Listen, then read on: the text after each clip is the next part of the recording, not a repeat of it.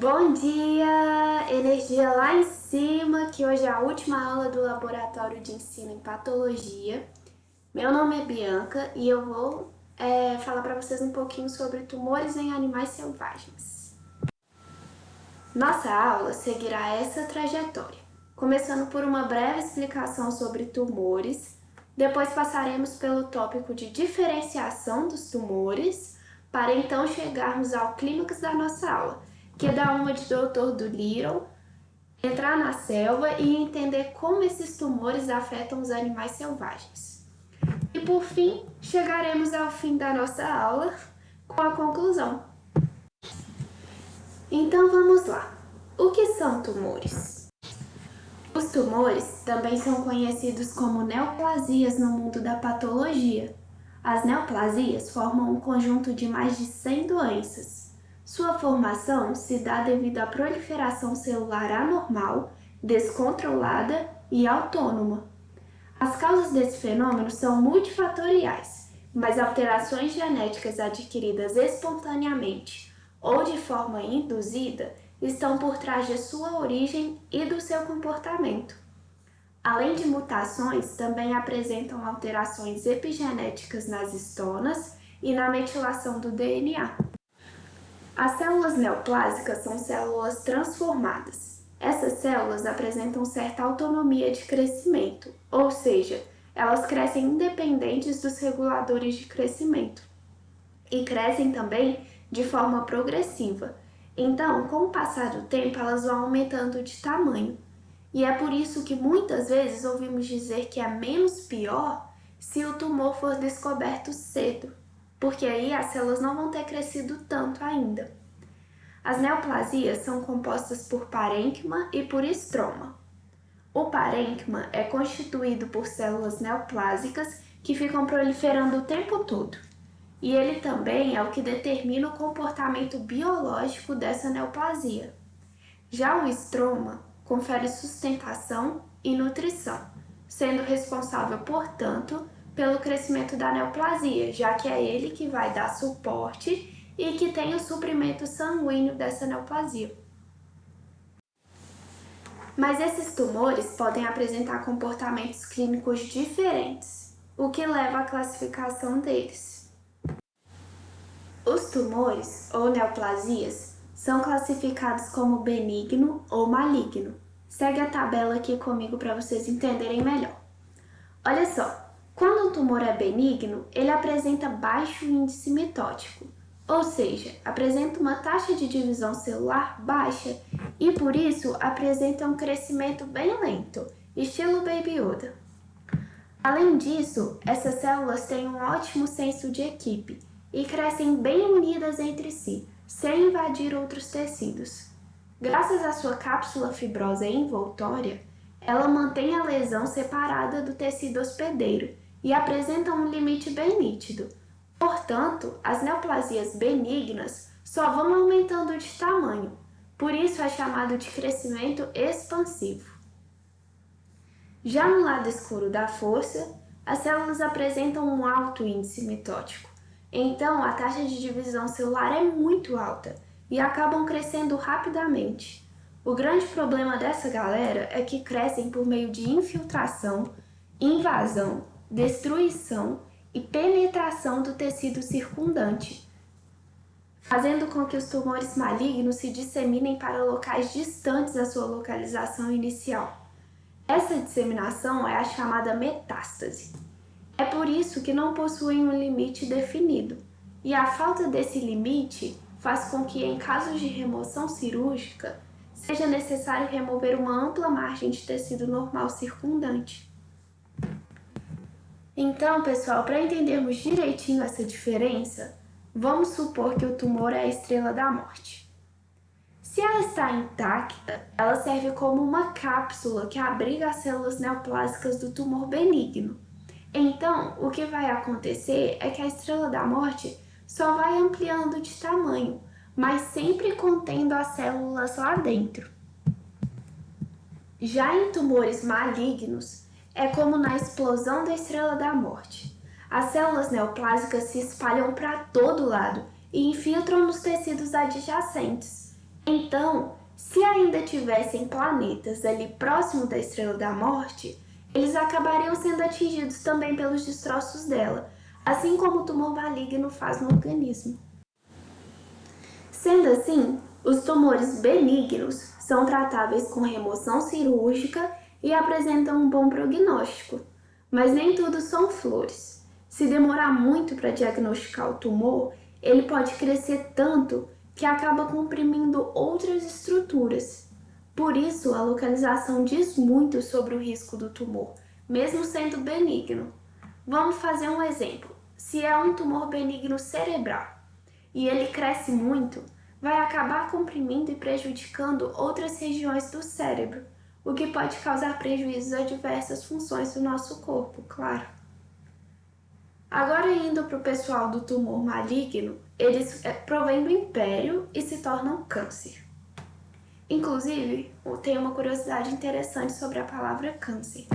Ela é proveniente do grego carcnos, que significa caranguejo. Aí você já entende por que o símbolo do signo de câncer é um caranguejo. Mas por que a doença também recebe esse nome? Isso porque, histologicamente, suas ramificações, que são os caminhos de penetração nos tecidos adjacentes, lembram as patas do caranguejo, igual nessa imagem comparativa que trouxe para vocês. Agora que sabemos a diferença entre os tipos de tumores, vamos entrar na selva e ver que os tumores malignos também atingem animais selvagens. O câncer é algo muito comum no reino animal, e para algumas espécies a taxa de mortalidade é semelhante àquela apresentada entre os seres humanos que sofrem da doença. Nossos cães e gatos são um exemplo de animais que podem apresentar diversas formas de câncer, por exemplo, mas animais selvagens também são afetados. Vou começar citando um caso muito sério, que é sobre os demônios da Tasmânia.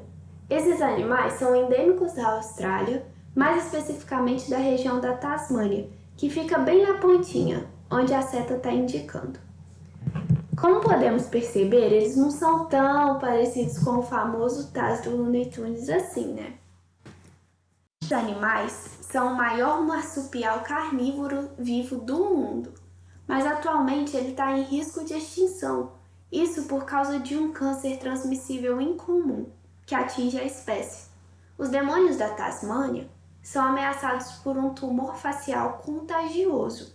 Esse câncer é conhecido como DFTD, que é a sigla para seu nome em inglês, ou então, em português, doença do tumor facial do demônio da Tasmânia. O DFTD é causado por uma linha celular clonal que se originou de uma célula de Schwann.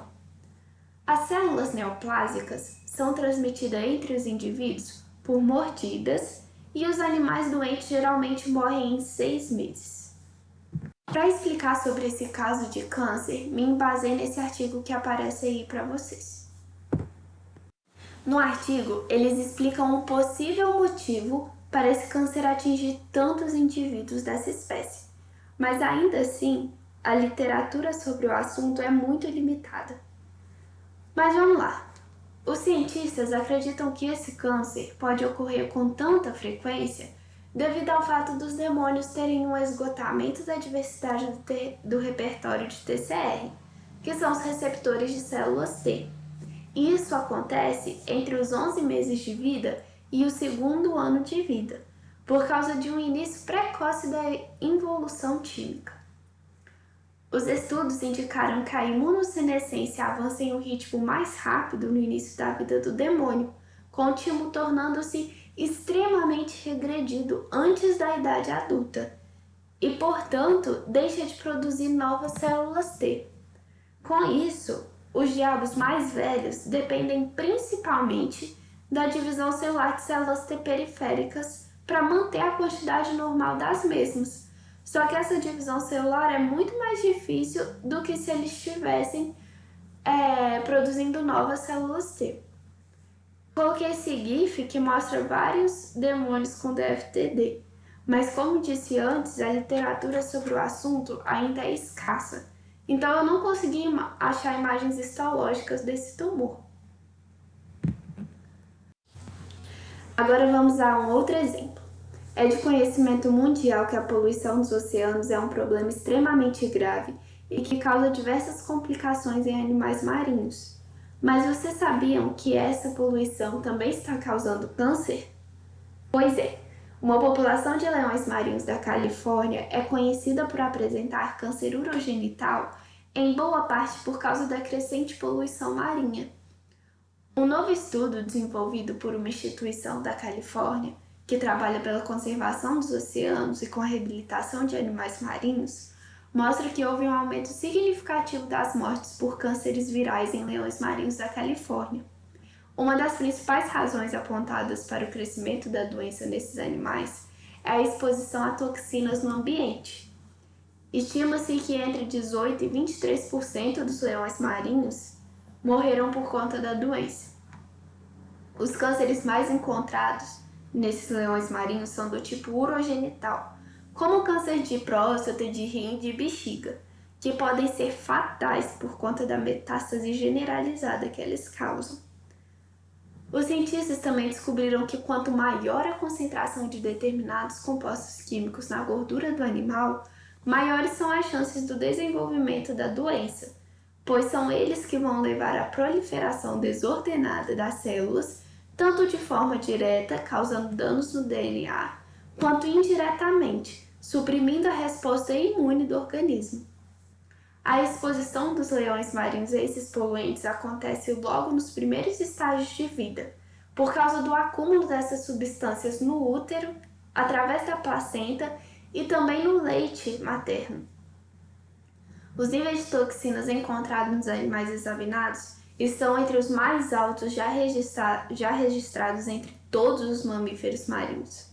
O estudo aponta que esses compostos provavelmente vêm de resíduos industriais despejados na costa da Califórnia, o que é um absurdo, né? E tem mais. Os resultados mostraram também que esses poluentes no oceano não apenas causam câncer nesses mamíferos, mas também estão acelerando a probabilidade dos humanos desenvolverem cânceres virais. Eu trouxe aqui alguns exemplos de lâminas de câncer urogenital. Essa primeira é um câncer de próstata. Observem como a neoplasia se infiltrou pela musculatura lisa da glândula. Agora temos essa segunda, que é um câncer de rim. Nessa lâmina podemos observar a neoplasia ricamente vascularizada. As células neoplásicas estão arranjadas em cordões ou trabéculas entre os vasos e apresentam o citoplasma amplo e incolor. Por isso são chamadas de células claras. Agora, para finalizar, uma notícia boa. Há um animal silvestre que os cientistas acreditam ser imune ao câncer. Esse animal é o rato topeira pelado. Talvez esse bichinho seja mais famoso pelo seu marcante papel no seriado animado Kim Possible, onde realizava diversas missões, mas sinceramente sua maior missão ultimamente é ajudar os cientistas a entenderem melhor o câncer. Isso porque eles são dotados de um mecanismo natural de defesa contra o câncer, e em décadas de observações, nunca um desses roedores foi vítima de um tumor. Em 2013, a Universidade de Rochester, nos Estados Unidos, descobriu que o rato topeira pelado produz um ácido hialurônico, claro que uma versão diferente da que o ser humano produz. E eles dizem que mesmo se as células sofrerem mutações, esse ácido impede que elas se multipliquem, como se fosse um escudo protetor. Por isso eles nunca apresentaram um tumor. Então, por hoje é só, pessoal. Agradeço muito a atenção de todos e estou à disposição para esclarecer quaisquer dúvidas. Foi um prazer dividir esse tempo com vocês e até mais!